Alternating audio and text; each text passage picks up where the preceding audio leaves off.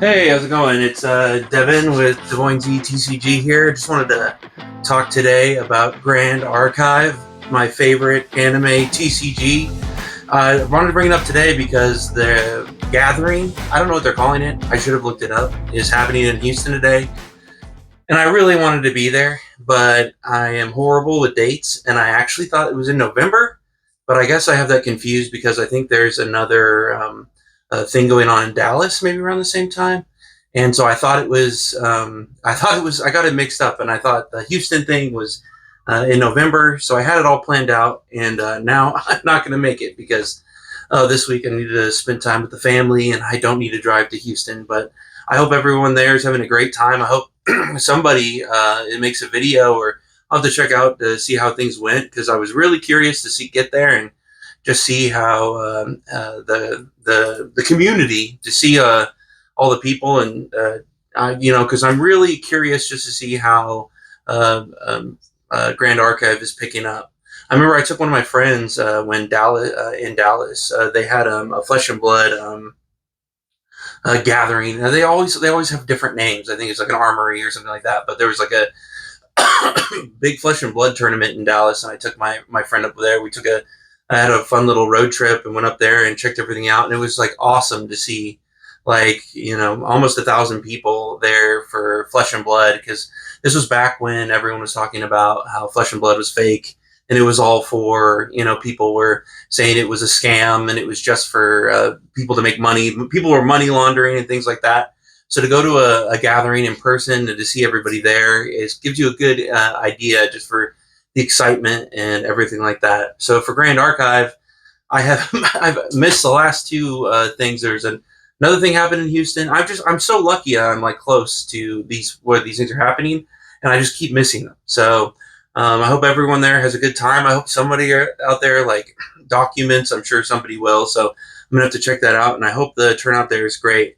I was really excited because I know they're having kind of a collector tournament, which, if you're not aware, this is kind of a cool concept. So instead of just having people play the game, which is awesome, there's actually a tournament for collectors. So you get a binder with your top 50 cards, and you submit that for the judges to give you points based on the foiling. They'll have a different like set type, so they'll be like, we want just if you have Lorraine cards, if you have three of them, that equals a set, and you'll get like more points depending on if you have more Lorraine cards. And then if you had the collector rare or just a regular foil.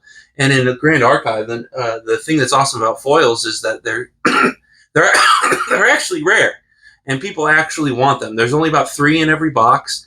So when you hit a rare or a secret rare or an ultra rare, it actually really means something. So, and even when it comes to like, I hit one ultra rare foil before, and it's a $3 card, but getting a foil ultra rare, that's $100 card, just due to the foiling. So that's the level of variance I like. There's also a ton of like uncommon cards that are worth money and everything like that. At least from Dawn of Ashes, the first set.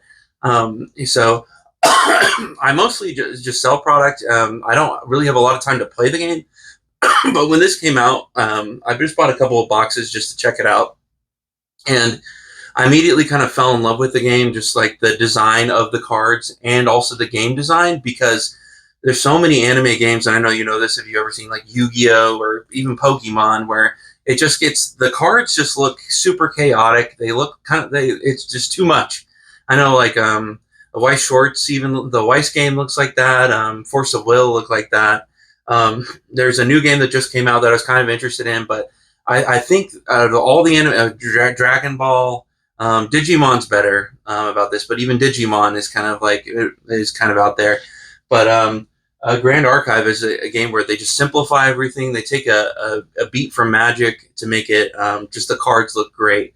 The foiling's great. I do love the game that it's not something that you can get like mana screwed on. You can use all your cards for land, use them in memory. So I got a group of my friends together, and we just spent a weekend. I got like 15 boxes, and we just cracked the packs, made decks, and then we got to play it just to test it out. And that's when I really like fell in love with the game, because you got to see just how awesome the strategies were, and just how kind of a simplified. You never had a game where you got flooded or unflooded, and kind of so you have like a side deck with 12 cards.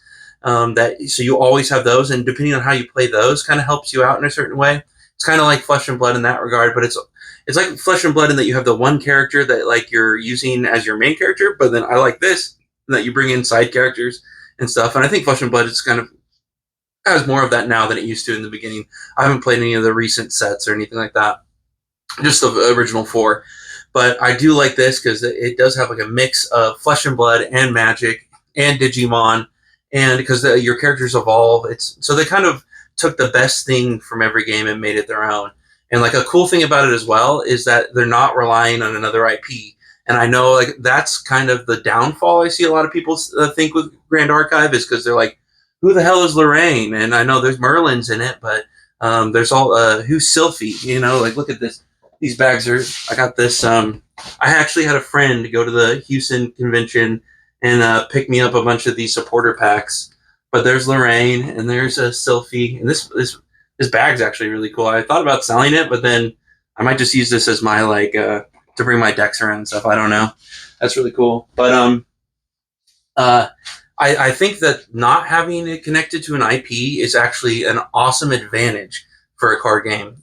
I think, especially when I started when Digimon released, I was pretty excited about that. And I know One Piece is out and Dragon Ball, and I know this is from a fact from working a lot with Digimon, but also hearing what happens with like Dragon Ball is that the cards kind of hit a stop because you run out of the show, and you're like, there's only so much you can do with that story. And Digimon, you know, I'm a big fan of the first season, the third season, and then the seasons after that I don't really know anything about. So when they have like these new characters, like it doesn't really do anything for me. And then so they kind of have to retread everything, and so there's only so much space you can use with an IP that's kind of set in stone.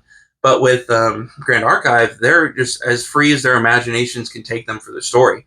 I know Fractured Crown came out, and there's a whole new thing about Merlin takes over Lorraine, the main character, and she kills someone. And so, I mean, and that's just for Grand Archive and the story. And I think in the beginning, that's kind of a detriment because it's not like it doesn't catch your eye like a One Piece or Digimon does. But over time, I think it's definitely like the way to go. So we'll have to see how the sets work out. I'm kind of worried about Grand Archive right now, just with other games kind of sucking the air out of everything. Like One Piece is huge right now. Lorcana. And when it comes to the IP thing, I don't feel the same way about Lorcana because they kind of have this interesting thing where they're making their own story just using the characters and like evolving it in a really cool way. I'm just not sure that the other things like because it's cool to see Scar as like a lava Scar and like all this. So I think there's a lot more room that they have, and they're constantly making new IP for Disney. So and they're like bringing in everything. So I'm not as worried for the IP problem doesn't work with Lorcana as much as it does. I'm saying like a One Piece or a Digimon or something like that. Something that's based off like a singular story.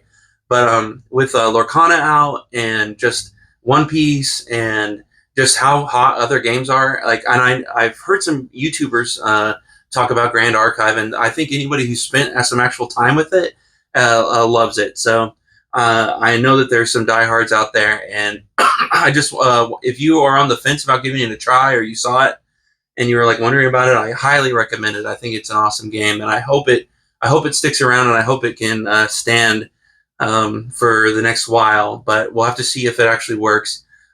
Fractured Crown, I know they had some trouble with their latest release. Like I said before, like boxes hit like $34 a box, and I missed it.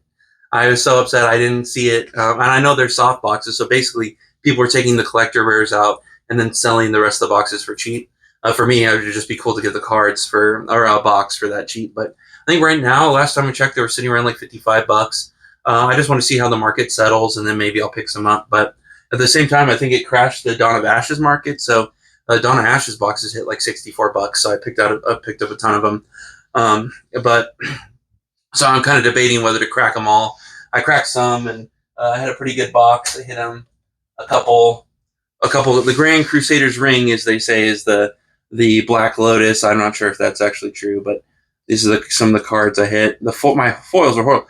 Foil Young Bee Spawner, that's a great hit, but my foils were just trash in this case. So I tried to film it, but it just didn't work out well. So I might do that again. But anyways, like I said, some of my thoughts on Grand Archive. I really hope it sticks around.